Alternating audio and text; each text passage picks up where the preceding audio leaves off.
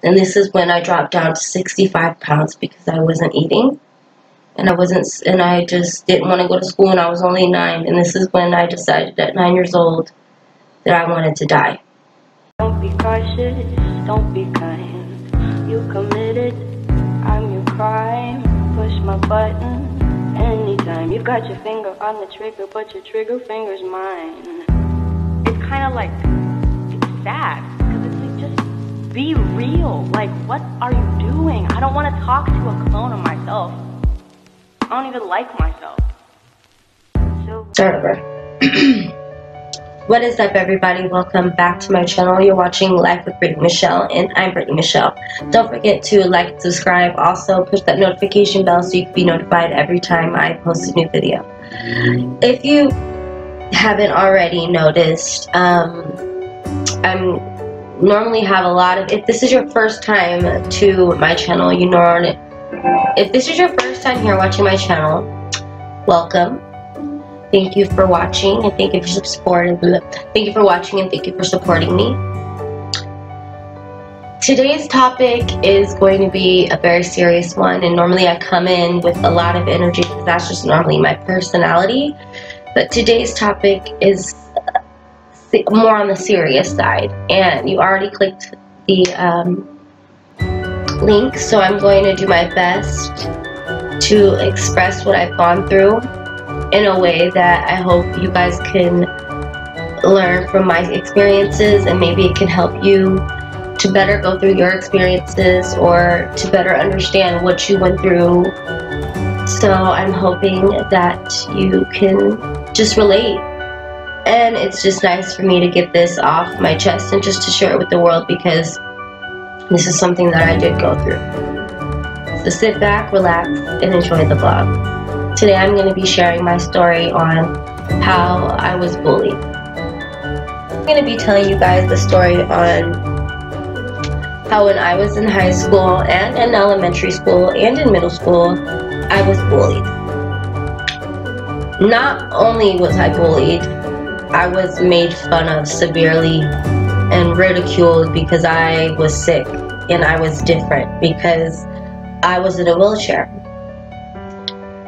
Some of these kids said the most cruelest things to me. They would call me names like crippled. They would say I walk like a duck. And that was really hard. Being bullied from 9 years old throughout middle school and some of high school was really, really traumatizing and really hard. And I feel like this is an issue that a majority of people go through, and it needs to be talked about, and I want to talk about it on my channel. This is going to be a story time, so go ahead and go get you something to drink, go get you something to eat, go ahead and just push pause real quick, because I really want to use my testimony and my story to somehow possibly help something that you're dealing with, or somehow to help you relate and help you to not feel alone. Because when I was going through this, I felt so alone, and I feel like we need to bring awareness to this, and I want to use this platform to bring a lot of things to awareness, not just this bullying topic, but so much more that I cannot wait to talk about with you guys. You know, for starters, my bullying started when I was in the 4th grade, and that's the year that my condition that I suffer from. If you haven't already, I posted a video sharing my story of how I had both hips replaced when I was 15, and in that vlog you can learn the backstory about my condition and, you know, why I had to be in a wheelchair. And basically in 4th grade, my condition that was in remission, which basically means that it was asleep, had woken up in my body again. And so since it had woken up and I didn't know anything about it, my family didn't know anything about it, we just thought it went away and I was healed, we were in for a rude awakening. I was 9 years old, I was a tomboy, I was taller than everybody in my class. I was actually as tall as I am now, 4'11", and I was in 4th grade, so I was pretty tall for my age. I was one of the tallest kids in the class. And I remember I started the school year off not sick, but a couple of months into the school year, I got sick. And we were only in 4th grade, so the kids really didn't understand. But they would make fun of me because I was walking differently, and what was happening was my hips were deteriorating. Because they were deteriorating along with every other bone in my body, I was in pain, and when I moved and I walked, it was obvious I had a problem. You saw me walk, it was clear that there was something that was up. I can give you an example. My legs were, everybody's hips sit like this, and there's cushion that sits between it, okay? There's cushion that sits in between your hip bones. The arthritis eats at the cushion in between the hip bone. So what happened in my body was the cushion was eaten away at, and my body had fused itself, and every time I would walk, you would hear, because it was the bones literally grinding into each other. One grinded so much into each other that they were just stuck like this. It wouldn't even move on its own. I could only open my legs barely like this much. And my back was extremely arched like this, like really deep. And in order to walk around, I had to swing my legs. So I walked like that. And so when I walked around, this is how I would walk on a day-to-day basis. And this is how I would walk to school. This is how I would walk to class. This is how I would walk in front of people. And I was only 9 years old. So I can already feel myself getting emotional. Gather my thoughts because I want to be able to be direct with you guys. And what I walked like, it's clear that I had something that was up with me. And I was only 9 years old, and so I really didn't understand that I was sick, because I had been living my life normal my whole life, and then all of a sudden a disease comes. I remember the first name that I was called was crippled. The kids decided that because I walked differently, and that I was in a wheelchair, and that I was in a walker, that I would have the name crippled, duck.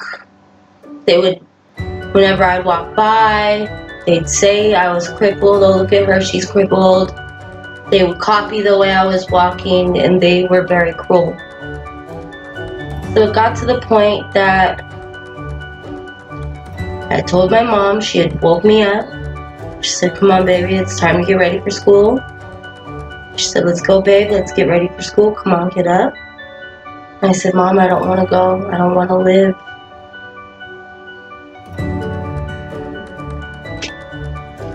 I told my mom at 9 years old that I didn't want to live anymore. And I was telling my mom that I didn't want to live anymore, and the whole root of it was because these kids were being mean and bullying me, calling me crippled. I couldn't control what I was going through. I couldn't control that I was sick. But I felt like the one thing I could control is that if I sleep in this bed forever, no one could make fun of me. If I sleep in this bed, no one will ever be able to make fun of me, and I won't be in as much pain, and I won't have to move around. I was going to go back to school. And I did. And I was made fun of all the time. You know, even though these kids are making fun of me, that means that there's something wrong with them. And one of the sayings that came around was, "Sticks and stones may break my bones, but words will never hurt me." It helped out at first. I would say it, and I thought it would help, but no, it's not true. Sticks and stones break your bones, and words do really hurt you. Being called crippled wasn't easy. When I was in middle school, I remember just feeling so embarrassed to walk in front of people. So on my graduation, I didn't walk on 8th grade graduation. Because I knew I was different, and so I was too embarrassed. I was too embarrassed to participate.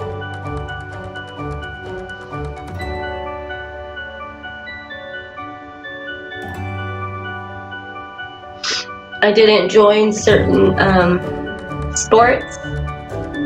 I did do color guard, but what I really wanted to do was dance. And so I did it because it just breaks my heart that I really didn't participate in my 8th grade graduation because I was afraid of what people were going to think about me walking, about looking at me walking. I wrote a picture of what I felt I looked like, and I was so insecure because of the names that I was calling. And if you're out there and you bully somebody and you just think it's just a joke because you're with your friends and you're all having fun, and what about that person's feelings that you're making fun of? You may think it's not going to affect them, but it does. The littlest things can affect somebody, and I am so sensitive because of that. Like, I am very sensitive. People sometimes can't really joke with me, or because I have to get through that. And I just had an epiphany just now. Like, that's something I still am working on at 26 years old. I'm learning how to do that. I'm learning how to not be sensitive, and it all goes back to being 9 years old and being severely made fun of. So after elementary school and in middle school, they would call me crippled. They would say that I was walking like a penguin, and it was so bad that I didn't even participate in my 8th grade graduation. I didn't. I remember every single person's face that made fun of me. Some of them talk to me to this day, and they act like nothing ever happened. And the people that never made fun of me, I cannot thank them enough, because it was so hard going through that. And you don't know what that does to a person's psyche, being bullied about their disease that they have. Like, I have a disease. Like, I'm only 9 years old. I can't handle the fact that I can't walk, and you guys want to call me crippled? You want to call me penguin? I was very empowered, and I always put off this attitude like nothing hurt me, and that I was okay, and that people can make fun of me, and sticks and stones may break my bones, but words may never hurt me. And I suppressed the fact that it killed me inside, that I was made fun of. I suppressed, and I acted like it didn't bother me, but it did. You know why? I suppressed it for so many years, and then at 19 it came back out in other ways. If you suppress the things that I really recommend having a journal, because I feel like that's what helped me go through. Having one best friend that was there that would defend me. You know, I wasn't completely alone, because I did have my family and I did have my friends. But I also was completely alone because I didn't know anybody else like me. And also, every day I went to school, someone would make fun of the way I was walking. To the point that I wouldn't want to walk in front of anybody. I didn't want to walk around the 8th grade graduation stage. And it's like, you know what? If I could go back and tell 9-year-old Brittany, you are beautiful the way you are. And you do not need to worry about how you walk. You can't control it. You're sick. You have a condition. No, honey. Because everybody called me crippled, I thought I was ugly. I thought that I deserved to be made fun of. Every person out there that has ever been bullied or is being bullied, I'm so sorry what you're going through, because I know that it's not easy. What I recommend is going to somebody that you could trust, writing in a journal, and just venting and telling somebody what you're going through, because it's not right and it's illegal and it can cause a lot of mental scars. You know what helped me get through being made fun of? I remember I was still very strong. I was still very strong even though I was made fun of. And I'm very good at faking it till I make it. I'm very good at acting like everything is okay when it really isn't. And I don't want that to be what's on my channel. I want to show you guys the real me, to the point that some of the vlogs that I caught coming up to tell you about my past, some of the things that I've done and seen and been through, I'm going to tell you because I want you guys to have somebody relate to. And if there's somebody out there who is being bullied right now, please go to somebody who you could trust and tell them what you're going through. Because you are not alone and you do not deserve it. And you are not what they are trying to make you believe that you are. Because if you keep on suppressing it and acting like you're the problem and acting like everything's okay, it will come out when you're older in other ways. And you do not want that. It'll come out in ways like rage. It'll come out in ways like drug abuse. It'll come in ways of isolation. It'll come out in ways of aggression. Those are the ways that being bullied and suppressing it, and what I mean by suppressing is acting like you're not being bullied, taking it and taking it and taking it, letting these people just treat you like crap and believing the things that they are saying will allow you to somewhere in the back of your mind think that these things are true, and they are not. And I'm here right now to give you back the authority and to tell you you are not the things that they say you are. And to stand up and look in the mirror and tell yourself that you are beautiful, even with your condition, even with your Payless shoes, even with your wheelchair, even with your thick eyebrows, even with your hairy arms. You are beautiful, Brittany. Even if you don't have the nicest house, you are beautiful. You are beautiful. You are beautiful. You are beautiful. Inside and out. Flaws and all. Flaws make you unique. Why blend in when you can stand out? I cannot make it better right now. I can't. I can't make it better. But what I can do is try to tell you what I've been through. Being bullied. You know something? You know what I did? There were days that I didn't want to go to school and I didn't want to live anymore. But you know what? There were days that I was empowered. You know why? Because I knew that even though they're making fun of me now, they'll come back one day and they'll wish that they're going to eat those words. And they did, every single one of them. It also shows that that person that is making fun of you is hurting inside too. And that they are just as insecure as you must be, as I am, as we are. You feel me? And we're only insecure because of the things that we've been forced to believe about ourselves, which is not true. The devil is a lie. We rebuke that. Right now, in this moment, I want you to take back the authority, get a journal out, and write 5 things that you love about yourself. Okay, I will wait. Go get your journal. I'm waiting. Push pause. Come on, I'll get in a cute pose so you can push pause. No, but for real. Write out what you're going through in your journal. The power of writing how you feel down. It is just so powerful to write down how you feel. Write down your wants. Write down your goals. Make your dreams reality, because you know at the end of the day, the same people that are sitting there and trying to make you feel bad at yourself, they're the same people who are going to be wishing that they were on the same boat that you're on in the end.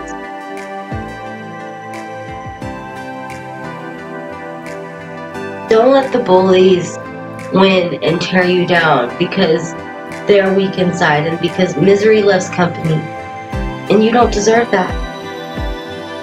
I want you to know that you're not alone, and they have groups, and I'm here. I am here for you. I may not always have the best things to say, but I will just tell you what I've been through and tell you what I've gone through from experience. And I want you to know it hasn't been easy. I still am insecure about the way I walk, because for so many years people told me I was crippled. When I look in the mirror, I see crippled, and that's not okay. I decided that I wasn't gonna let people and their insecurities run my life anymore, and that's what we're doing together right now. Watching this video, if you have anything that you're being bullied about, we take back the authority. I want you to write down in your journal 5 things that you love about yourself, and remember that all the things that make you unique and a beautiful person. There is nothing wrong with you, and I'm so sorry what you're going through, and I'm so sorry that you've ever been bullied, but you're not alone. Stay connected and understand this is going to give you thick skin, and in the end, you're going to look back and it's going to teach you a lot about people in society, because that's what it did for me. When I was in a wheelchair, people pitied me. And now that I walk around and people have no idea that I was in a wheelchair, I'm treated so differently. And that is wrong. That teaches you a lot about society. And I want you to know, the person next to you is probably going through, has insecurities that they don't like about themselves. I have insecurities that I don't like about myself. Nobody's perfect. Everybody is human. So nobody has the right to bully. Nobody has the right to point fingers. The only person that has the right to judge and point fingers is God. Straight up. I'm sorry that you get bullied. But at the same time, I'm not sorry, because it's going to make you stronger in the end. And it's not okay, but you're getting the tools right now that I had to learn. It's going to show you that and teach you to appreciate the things about yourself, because if they're not going to love you for you, you have to love you for you. And until I was really, really able to love myself, writing journals, empowering myself, doing things that I love, living for me, was when I decided I took back that authority. I hope you guys enjoyed my story. You know, and if I missed out anything, I will definitely add what I can. But I really appreciate you guys for listening, and I just want everybody out there that's being bullied to know that you're not alone. And this is hard for me to do, because I'm normally so positive and I'm normally so full of life, and I still partially am. But I think that's why God gives people the cards that they're dealt, because that they were meant to do what I feel like God gave me the cards that I was dealt, because I was meant to live that life that I live. I feel like God chose me to live the life that I live. God chose you to live the life that you're living. You were chosen to live that life that you're living. You've gone through something that I can imagine gone through. I've gone through something you can imagine gone through. So we need to all come together and empower each other and lift each other up, not break each other down. And that is where I'm going to end this vlog today. I really appreciate you guys for watching my bullying story. You know, it was very, very hard for me to record, but I feel like I just want to get this out there and let you guys know that you're not alone. Thank you so much for sitting back and relaxing with me. I'm Brittany Michelle. Until next time, I'll be back with more videos. Don't be cautious, don't be kind. You committed, I'm your crime. Push my button anytime. You got your finger on the trigger, but your trigger finger's mine.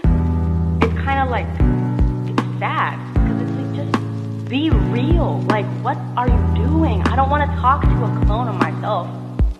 I don't even like myself.